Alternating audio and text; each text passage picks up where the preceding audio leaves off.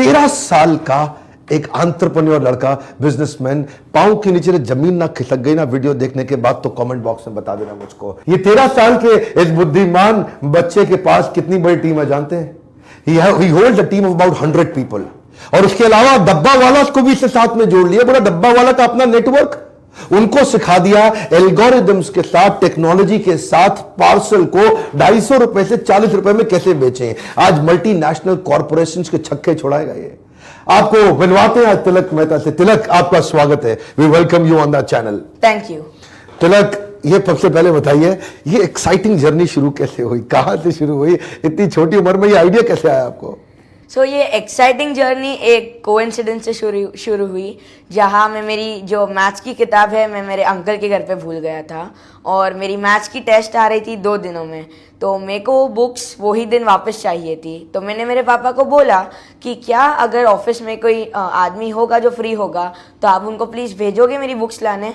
और उन्होंने कहा कि मैं प्रॉमिस नहीं कर सकता, कोई भी पैम्पर चाइल्ड के जैसे मैंने उनको बोला कि क्यों ना हम अंकल को बोले कि बुक्स जो है वो कुरियर करके दे दे, कुरियर कर दे। और वो दरवाजे तक जाते वक्त हंस पड़े और कहा कि courier company same day delivery का 250 से 300 रुपए चार्ज करेगी, और इतने में तो आप नई किताब खरीद लोगे। एग्जैक्टली। अच्छा। तो मैंने सोचा कि एक छोटा सा पार्सल जो बोरीवली से घाटकोपर तक जिसको डिलीवर होना है वो 250 से 300 रुपए कॉस्ट क्यों करता है, और ये चीज़ जो बेसिक नेसेसिटी है वो सब इतना प्राइस अफोर्ड नहीं कर सकते, तो क्यों ना हम एक कंपनी स्टार्ट करें जो मुंबई में सेम डे डिलीवरी करे, और वो भी रीजनेबल प्राइस पर।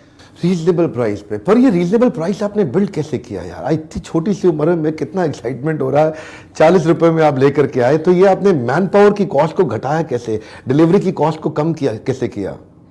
ये पहले मैन पावर की जो कॉस्ट है, फर्स्ट हम लोग ने हमारी एक कोर टीम बनाई है 100 लोगों की, और उसके साथ हमने सर्विस प्रोवाइडर्स के जैसे डब्बा वालों को ऑन बोर्ड लिया है। तो हम लोग ने सोचा कि अगर हम वॉल्यूम्स जनरेट कर सके तो हम प्रॉफिट्स में जाएंगे, ना कि एक पार्सल पे सब पैसा लेकर प्रॉफिट्स में जाना। वॉल्यूम जनरेट कर रहे हैं हम, पर ये वॉल्यूम जो है मैनुअल कर रहे हैं, टेक्नोलॉजी ड्रिवन कर रहे हैं?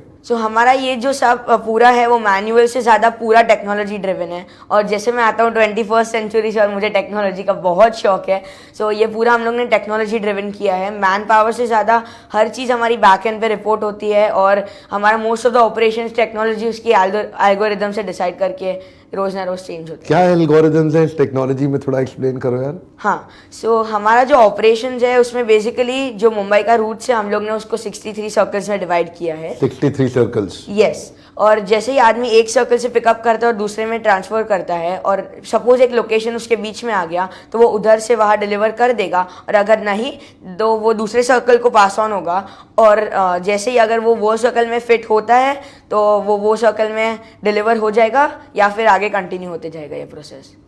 तो 63 सर्कल्स आपस में कनेक्टेड है? यस। ऐसा लग रहा है जैसे there is a web of hubs and spokes. तो ये 63, तो मतलब कोई आदमी ए पॉइंट से बी पॉइंट तक डायरेक्ट माल नहीं लेके जाएगा, अलग अलग सर्कल्स में पास ऑन करेगा? यस। ओके।